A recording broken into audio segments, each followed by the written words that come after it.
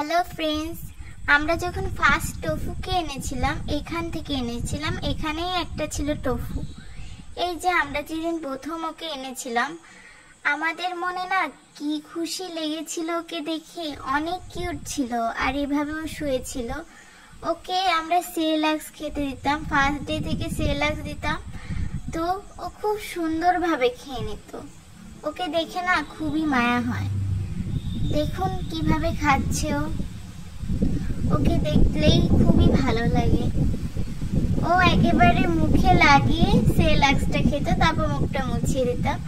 এই যে সেরেল্যাক্স বলতে বলতে খাওয়া হয়ে গেল। তারপরে এই ফার্স্ট ডেতে এসে এরকম জামাটা কামড়া কামড়ি করছে। ও আসলে ফার্স্ট ডেতে কাউকে চিনতে পারছিল না, নতুন জায়গা নতুন পরিবেশ, কিন্তু ফার্স্ট ডেতে এসেও সে খুবই সুন্দরভাবে অ্যাডজাস্ট করে নিয়েছে, যেটা দেখে আমার খুবই ভালো লাগলো। আর ও যখন ফার্স্ট ডেতে এসেছিল ও রাত্রিবেলা একটুও বিরক্ত করেনি। যে আমাদের বাড়িতে একটা ডগি আছে বোঝাই যায়নি।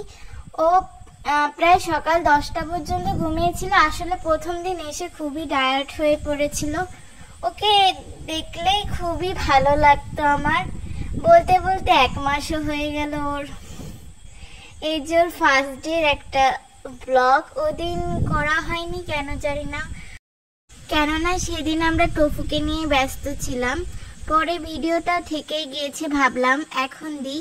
দেখো টোফু যখন সেদিন ঘুমিয়েছিল কি কিউট ভাবে ঘুমিয়েছিল, ওকে আমি খালি দেখছিলাম। কিউট, তাই না? Thanks for watching.